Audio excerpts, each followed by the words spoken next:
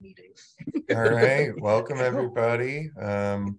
Thanks for joining us for this installment of Coffee and a Chat. Today we are very pleased to welcome the team from Groundwork Milwaukee. And here today we have Samson and Grianne. Grianne Hollies Maxwell is the Community Programs Manager for Groundwork Milwaukee. Starting her journey with food as a chef, she has been an avid gardener in Milwaukee for years, running her own community garden at St. Martin's and previously working for the Victory Garden Initiative. Samson Srock is the Green Space Actions Coordinator for Groundwork Milwaukee.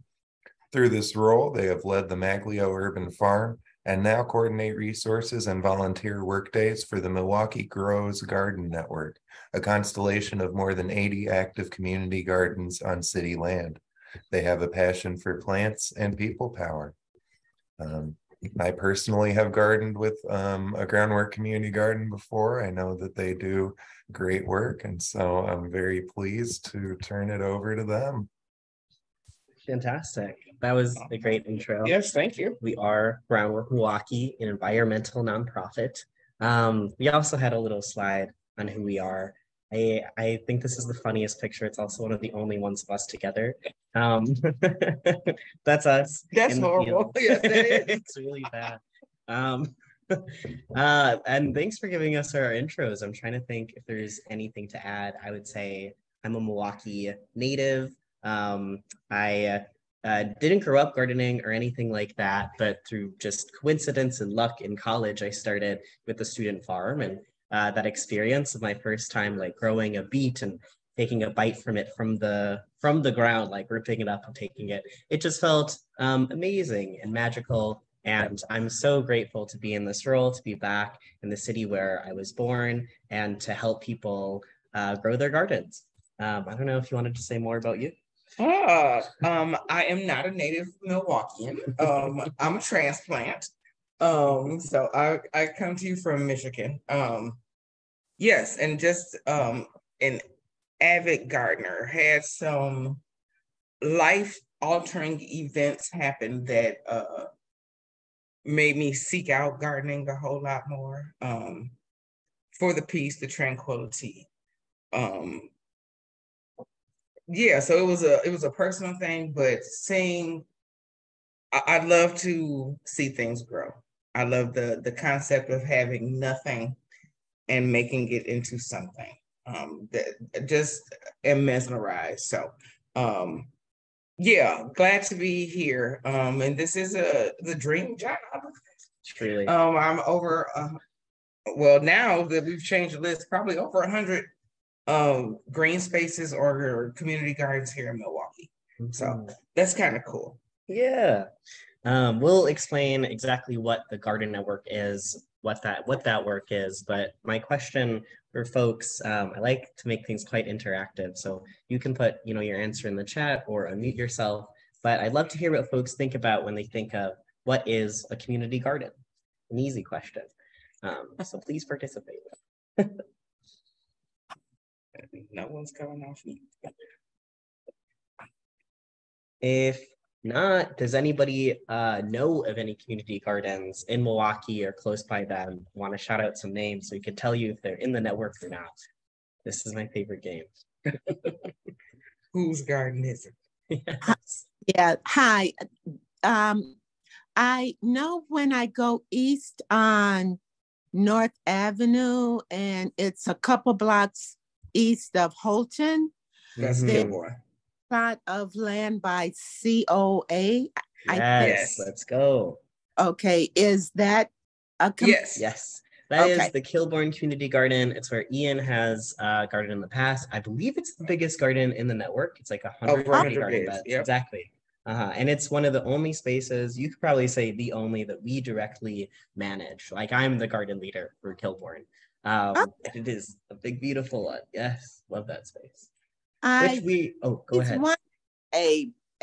About that, because I see people of all ages, men, women, children, people of color, of non-color, and it just always struck me as a community garden because everybody was there. Everybody was in it. So yeah.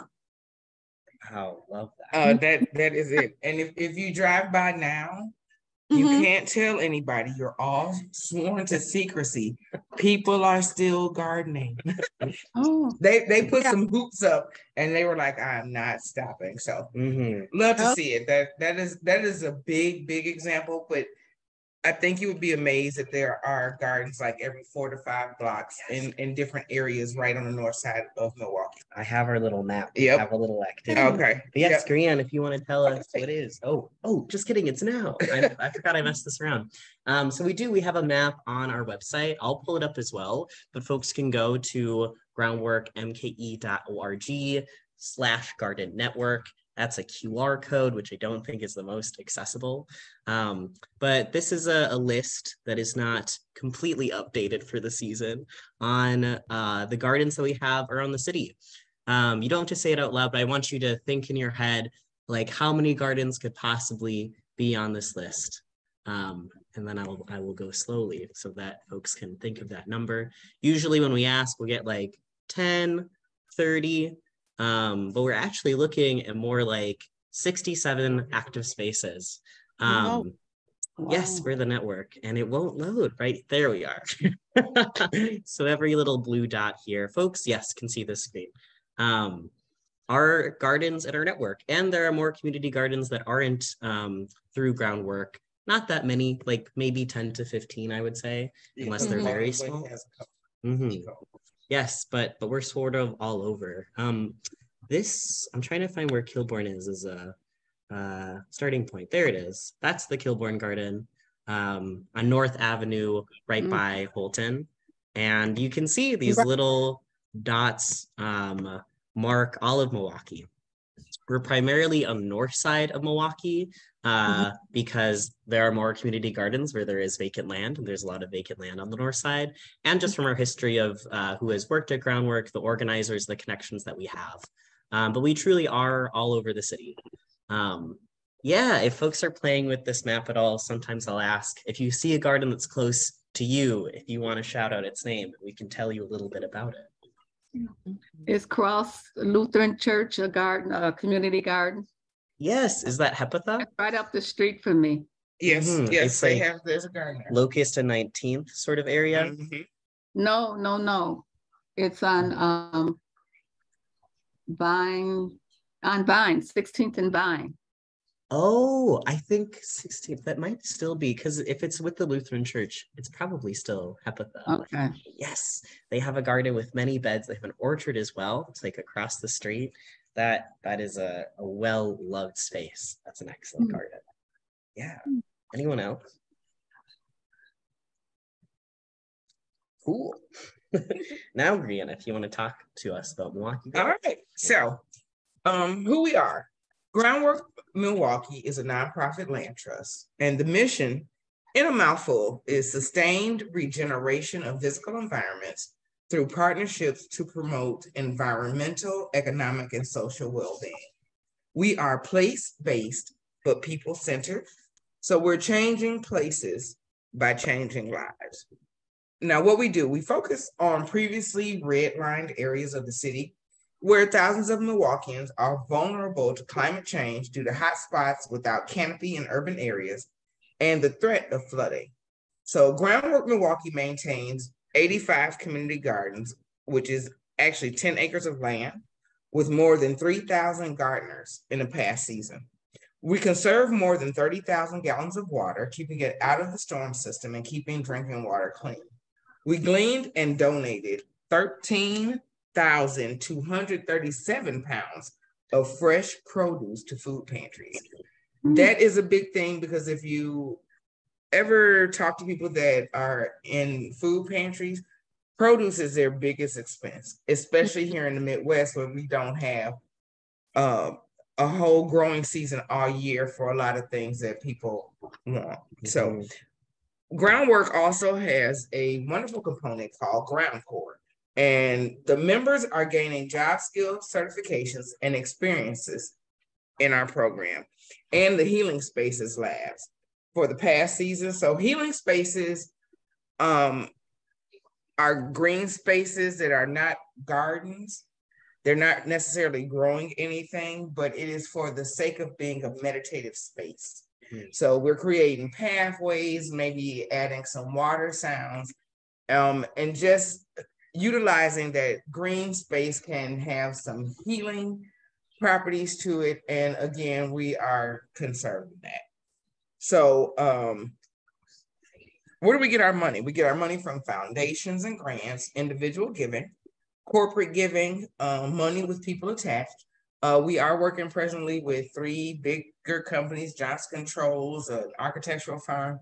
And the big push this year is for them to be doing transformative giving as opposed to transactional. So instead of a one and done, we did something for the neighborhood, we're practicing something that is more than a one-time visit. These gardens keep going. These gardens provide food, the gardens provide healing, and the gardens provide community. So United Way we work with, they're focused on philanthropy to fund specific initiatives like racial equality and fee for service. The healing spaces are built through contracts with the city of Milwaukee. And recently they just came up with a little bit more money for a lot of those healing spaces, where we'll be able to make them even nicer. One of the things that'll be coming down the pipeline is to start making gardens ADA accessible. So when we're talking to Ms. Jacqueline about raising those beds, that's something that we're looking at. We want to create spaces so that people that are handicapped, have wheelchairs, still have access. So when we were talking about those raised beds, that's the type of thing that you would want, so that somebody in a wheelchair would have full access to be able to go all the way around it. And it would be within arm's reach, as opposed to them trying to bend down, risking injury, tipping over, and things of that nature. So we work with a lot of the gardens to help them build rainwater harvest structures, getting permits to use the fire hydrants in their neighborhoods if they don't have a water source at the time. So we work a lot with the city to help the gardeners not have to work with the city. Hey, that's the nicest way to say it. So that is my portion of Milwaukee Grows Garden Network, and I will be turning this over to Sam. Yeah, that was really well said. So yeah, for all of those little dots, all of the gardens, if someone has interest in a garden, they sort of see the vacant lot, across the street or in the community. And we get our foot in the door by helping them petition their alderman to get like a lease for that space, to say, this is yours to grow for this season. You can continue to renew that. When someone starts, all they have is the vacant lot, the like patch of grass. And so our work is helping folks turn that patch of grass into a real community garden. So it's here with some nice big words on it, but to go through the bullet points quick, we start by dealing with the bureaucracy of the city so that gardeners don't have to. And then the additional things that we can provide, we come in with a lot of gardening workshops for gardeners and garden leaders. All summer long, we are working in the gardens with teams, our staff, and with volunteers that we've coordinated with. And as Grian talked really well about, especially that ground core program, that job training program, we build a lot of infrastructure, raised beds, benches, rainwater harvest structures, which if folks have questions about that, save them till the end. I could talk about it all day. But the sort of things that you need for a garden to actually be a garden. Yes, nice.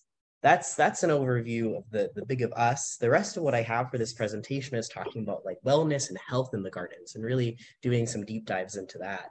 Are there any questions at this moment about like what Groundwork is, how the garden network functions? I'll leave a second, folks.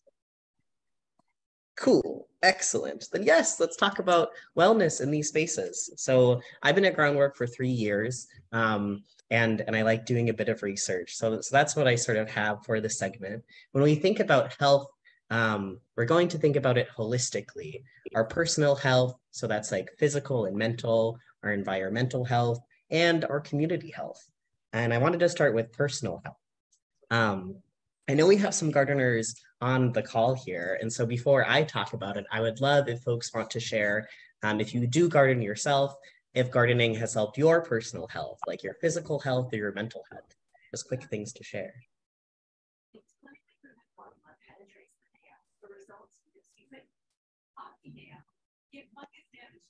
Oh, Well, yes, go ahead. Oh, you go ahead, Miss Bailey. I was just going to share that I really got into gardening about 15 years ago. And it was something that I started to do because I was helping my aunt with hers, and she would give me flowers and plants to bring home. But it wasn't until the passing of my husband 11 years ago that I really got into gardening. And it really became my life therapy. I would go out in the mornings feeling kind of, down and blue. And once I got into, the gardening aspect, moving plants from one side to the other side, or planting, flowers and watching them bloom and stuff. And I started to notice that it gave me a sense of purpose every day. And it really was my lifeline. Gosh, that is so well said. Thank you. Nice. With that, because I have some information on physical health, but I sort of want to jump first to talk about mental health. So we'll go back to those slides I just rushed through. I found two really interesting studies on this. One talks about gardening as a stress relieving activity. And it actually found that compared to other stress relieving activities, so it compares it to reading, that gardening, with it being like full body, having this physical aspect to it, compared to these other activities, was the strongest in decreasing stress, and that mental effect lasted for longer, which I really love. The second piece here is my favorite piece to share about gardening, which is that physically interacting with the soil, there's evidence to say that this brings benefits to our mental health. So this specific bacteria here, whose name I will not try to pronounce, and when it's been studied, it has been found to mirror the effects of neurons that drugs like Prozac provide. Prozac is an antidepressant. So the bacteria found in the soil stimulates our serotonin. It makes you relaxed and happier on this chemical level, which I certainly feel. I love my hands in the dirt. That's my research with mental health. But an example I wanted to give, this is actually a healing space that we were able to do through that program Brian was talking about. And with a lot of healing spaces, they are just one part of the garden. And so you can see in the corner left there, there's like a hoop house, and that's just the beginning of what is a huge growing space for this garden called the All People's Garden. But this picture here is of us sort of inviting in, doing a blessing ceremony for this intentional space for meditation and sitting. And so it has this nice pathway, these perennial plants. There's a fountain with that nice water sound, and just a space for folks to sit and reflect and meditate. You might think of how important like having nature and being outside has been for your own mental health, and like gardens really provide this access. But usually when we talk about wellness, like personal wellness, we think of physical health. I don't even have things about exercise, but very much gardening as good, gentle exercise for our bodies. And then our nutrition, produce, is the other side of this.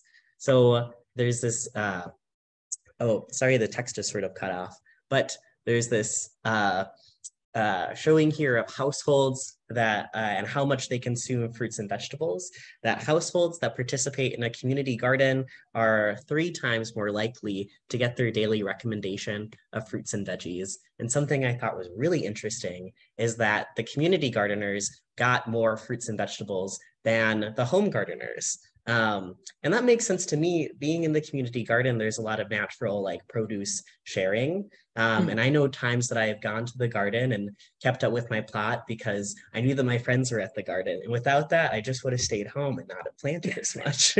So the community aspect is part of giving us more nutritious, those fruits and veggies in our diet. Grion said this, the statistic is like 13,000 pounds of produce grown in the gardens in our 10 acres of land that we have collectively. A great thing about the gardens as well is that a lot of spaces will give out produce when there's too much to share. It's like Miss Jacqueline talking about giving peaches to neighbors. The picture here, these folks are in front of this built farm stand, this like permanent area where once a week this garden, this is all people's actually again, gives out their produce for free for the community. So not just fruits and veggies for the gardeners, but then for folks on the block, for whoever is around. Nice, that's our personal health. But thinking bigger than our bodies, we get to think about environmental health. So I'll open it up again if folks wanted to share it all about how gardening they think is useful, beneficial for our environment. I want to break that down, but I hope that that's not too big of a question. Also a really sciencey one, but I'll give another second or two. Wonderful. So with environmental wellness, healthy communities, there's also, I've broken this down as well into two different categories. There are some direct ways that having a community garden makes for healthier environments. The planting of plants and of trees improves our soil and air quality. I have a picture of a sunflower because sunflowers are famously good at getting lead out of our soils. I hope folks here are aware of the lead that exists in our soils and what an issue it can be, you know, not a chemical that we want to eat and ingest, and we certainly do all of the time. Just thinking about like a old house that has lead paint, the paint chips off and it enters the soil.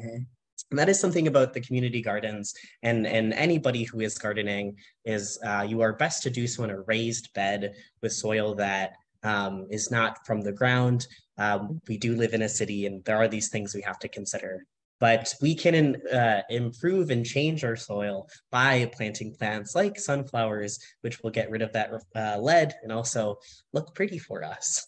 The other main example I would give our trees. Is that the F-150? Yes, we really love that truck that's in the back there. It's no longer with us.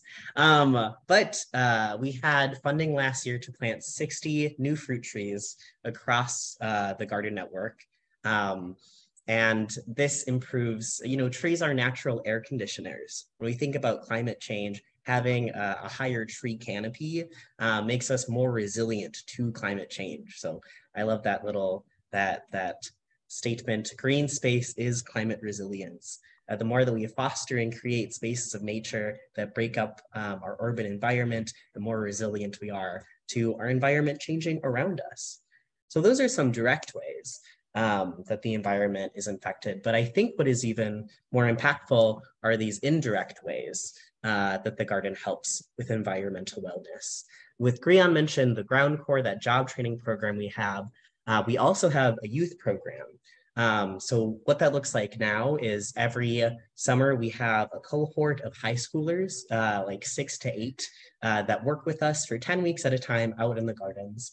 And we've also in the past worked with schools like all year round to build garden beds and grow produce together. And so getting young people involved with the garden is like synonymous. It's the same thing as getting young people more aware about the environment.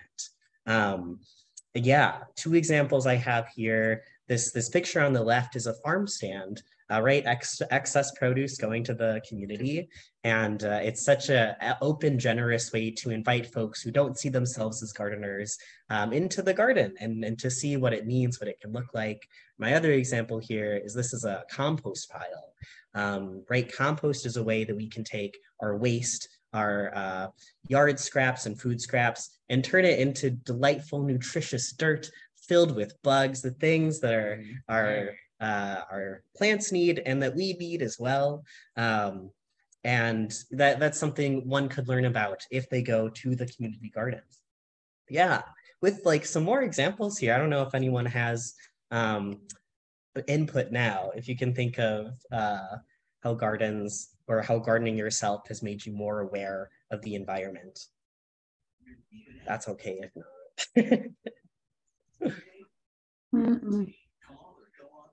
Oh, okay. Well, that's good because I have some examples. Well, yes, go ahead. Yeah, I'm just going to say, when you have to mass produce any, you quite naturally more chemicals, more, things are used to increase that production rate. And of course, when you're doing it just for your family or in a community garden, you tend to be more conscious of, what you're putting into the soil. Well said. And I would also say when you do this sort of work yourself, you see how much effort it takes. And that can really affect how you interact with food as a whole. Even if you're still grabbing most of your veggies from the grocery store, why the organic tomato costs so much more and what that really means. And I think that's useful as well. Nice. My example for this is 2 tree planting again. So this is another place where we planted trees. And fruit trees have a lot of natural pests, a lot of bugs, a lot of funguses. And how we've dealt with that primarily, how I learned from my mentor, is using an organic spray. So it's organic, but it is still a chemical. It is a chemical, yes, that we put around the tree. So it does kill some pollinators, some bugs that we don't want to die. It's also really time consuming. And working with our garden leaders and doing tree care this year, we naturally sort of came together. Someone learned about this way that you plant beneficial trees at the base of the tree. It's called a guild. And so these plants that naturally prevent different bugs or discourage them from coming to the tree, add nutrients to the soil that makes the tree more resilient. And it's this much more sustainable way that the tree can take care of itself, like with all of its friends around it. And this environmental learning just came through doing the work and practicing it, and makes the garden more resilient as well to have all of these pollinators and natives and great things around it. And that came together because there is many humans who cared about this work and our brains meshing together. I love that. It was a highlight of the summer. Lovely. My last section of wellness for us then is how gardens can be useful for our communities as a whole. And I have to say, I came to Groundwork and into this role because I love working with plants, but it's this piece, it's the working with people that has become so much bigger and more exciting and enthralling than I ever thought it would be. So I'll open it up one last time. If someone wants to talk about how they think the community garden can benefit the community experiences that you've had, anything to share. I can just say from having been at several of them that it brings together so many people who wouldn't necessarily have encountered each other otherwise, which I've always loved. I've met a lot of people at gardens who, I've become friends with, who there's no way I would have probably encountered them otherwise, except by random chance of having a plot near each other. Lovely. Trading vegetables and seeds and whatever, and then trying all these different things. It's great. I think, especially in the times that we are in, you could live somewhere for years and never know your neighbors, and gardens are inherently place-based. That's what I want to say. And it does offer this opportunity to meet the folks who are on the same block. Something I see in gardens all the time is people just come out of the woodwork. You build it and they will come, An example of this, there's this garden, I'm thinking of Nia Purpose. I can't remember what neighborhood. That's not a mon. No. I'm to us. Don't worry about it. I think it might be Mickey. It might be Mickey. Maybe. I think I seen this. It's not. It's It's not like the 19th and Keith. There we are. But this garden had been there for coming up on her second year, and we were out there in winter pruning trees. Not a time that many people are there. And this woman's walking down the block. And it was just that. It was that moment of the garden leader was there, the neighbor was there, and they got to talking. And the neighbor talks about how on that block, there's a lot of houses that are abandoned and owned by the city, and the city is sitting on them and not selling them, which, you know, there's more abandoned houses, which brings with it, you know, a whole. Exactly. And they got to talking and realized they're both, you know, passionate about this issue. They see it as a problem in their community. And the woman walking her dog, you know, mentions that she's starting a nonprofit that's like a part of that work is putting pressure on the city to release those houses or find another solution. And like, bam, that connection happened just because there was a space for people to meet each other. And talk about their community. And I just think that that's really impactful. That's powerful. So I have some more statistics, some research for us. These are from 2 studies done in 2009 and 2011. And yeah, speaks to it with some bigger words. Gardens bring residents together in a denser network than their urban roles normally allow. You know, someone's 3 blocks away. You might never meet them, but now you're here in the garden. And decreases isolation through the sharing of seeds, like what Ian was talking about, tools, knowledge, ideas, produce, culture, recipes, and offer a participatory approach to community development. You know, we're meeting each other, we're talking. And it sort of goes farther, the second quote, the social organizational underpinnings of the garden. Like you can't have a garden without having many people together to make it happen. Gives rise to social processes, including social connections, reciprocity, mutual trust, collective decision-making, civic engagement, and community building. Love it. I have some pretty pictures from ways that we've seen this in the gardens in the past. This is a picture from a kickoff we did at Kilbourne last year. It's showing that this person, we had like a raffle and he won this little set, but just seeing like the multitude of people in the background, just enjoying the green space, meeting each other, felt really fantastic. And gardens are a space for us to meet each other. These next 2 pictures are from an end of season. I know, you're right. This is a picture of Grian before Grian worked at Groundwork, but was coming to us as a chef. So we could use produce from the garden to cook together, share the food, talk about how you would cook this sort of food. I think gardens, both of these are examples of gardens of being natural classrooms, places to teach. On the left, this was 2 years ago. I was giving a workshop about herbs, how we grow herbs and use them and dry them in the garden. And then, yes, there's Grian teaching us other ways that we can cook our produce. Yes, I think we were a chili game. Oh, that's right. It was chili. So I gathered, because we have so many gardens, I gleaned tomatoes and all of the stuff from all the gardens went into regular chili, a meat chili, and a vegetarian chili.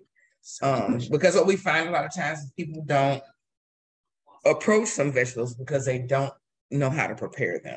So we find that a lot of times offering ways to show them, because everybody's not familiar like with zucchini or squash. So they see it, they know it's a vegetable, but how can I make it taste good? So a lot of times if we can present the food to them in a way that's prepared, opens up a conversation. And again, you may get somebody to start eating more vegetables because now they have a base for it. They know that, it can be good.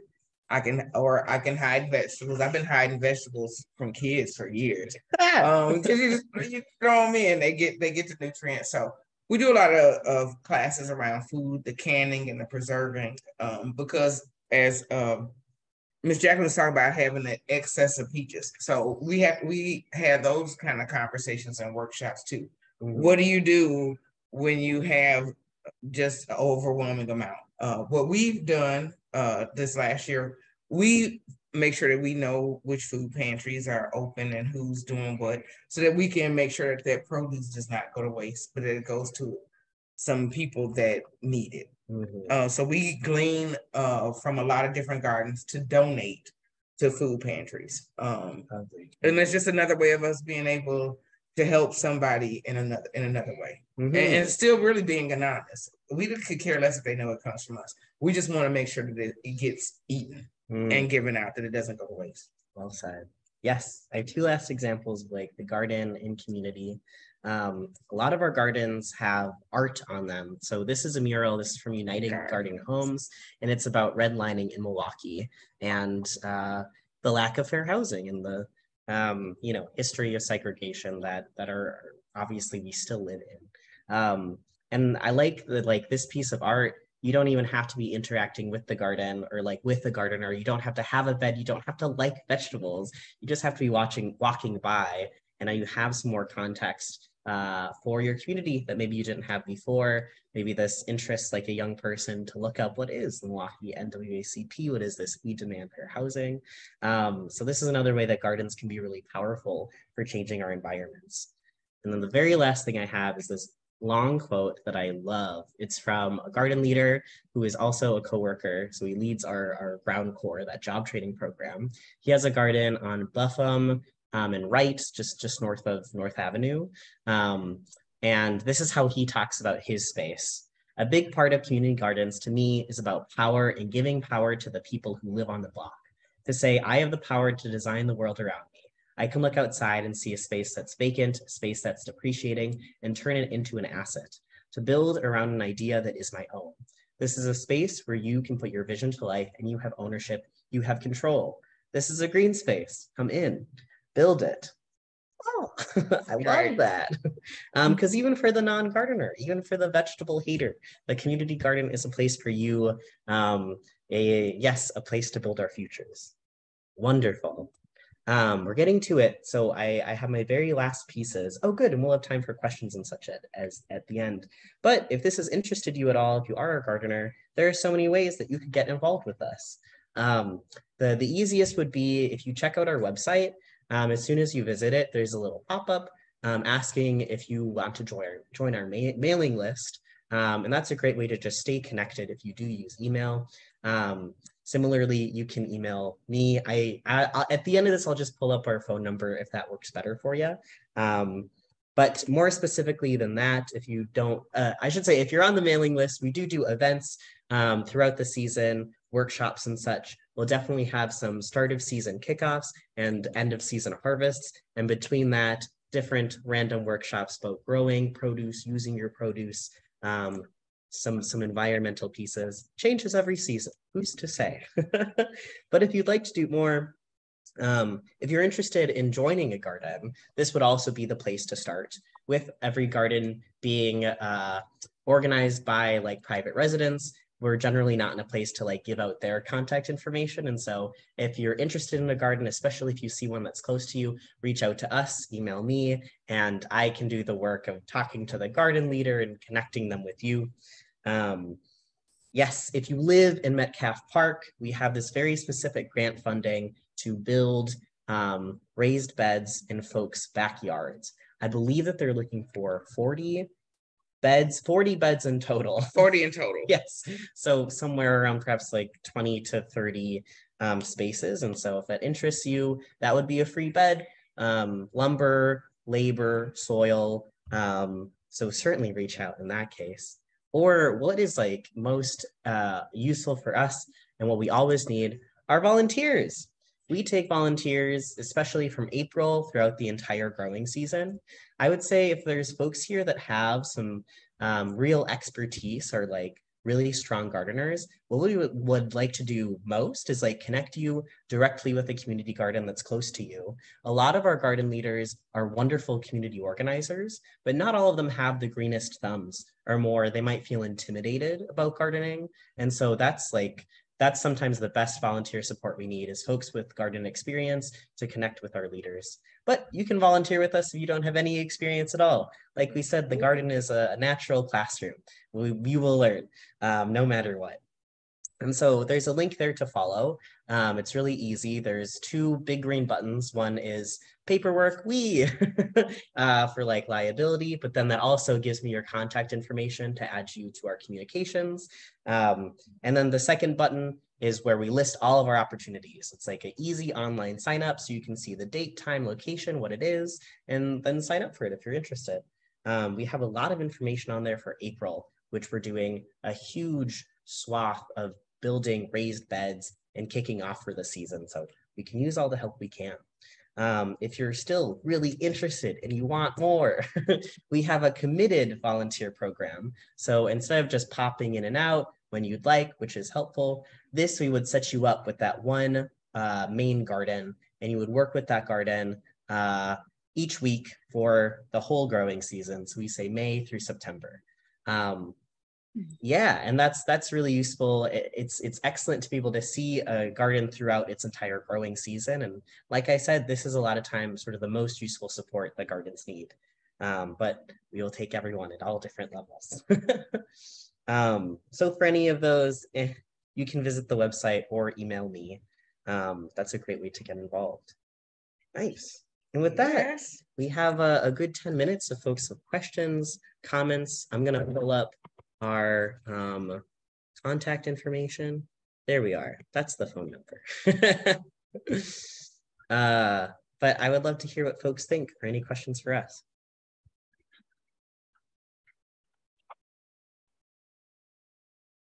Wonderful job. Thank you so much for the presentation. And folks, feel free to either unmute or you can put questions in the chat if you're more comfortable with that. We're watching there as well. And then I just had a comment. I wanted to say thank you. And it's nice to know you don't have to have a green thumb to come join you guys and help out. Because I am interested in actually being a part of this, but I don't have any experience. But it's good to know that, you don't always have to have all the experience to come and join and being part of this community. So I just want to say thank you for taking the time to present to us today.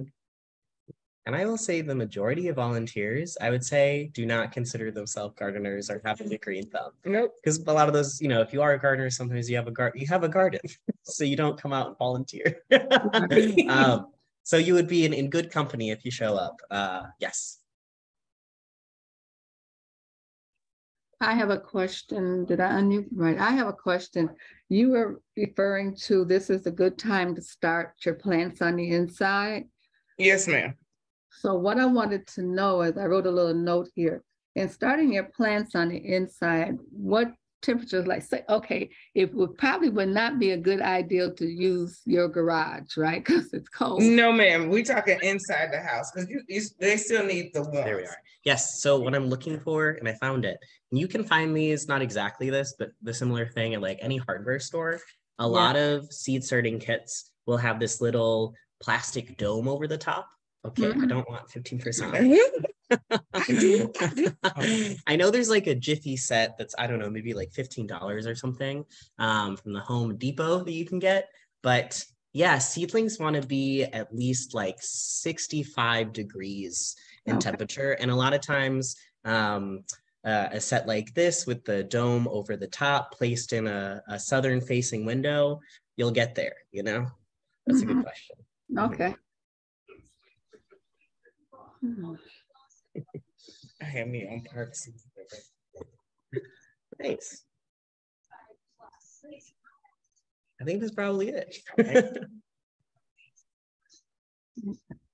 Yeah, thank you both so much. Really appreciate the chat and excellent presentation. I can say from personal experience that Groundwork does great work, and it's a lot of fun to get involved with community gardening.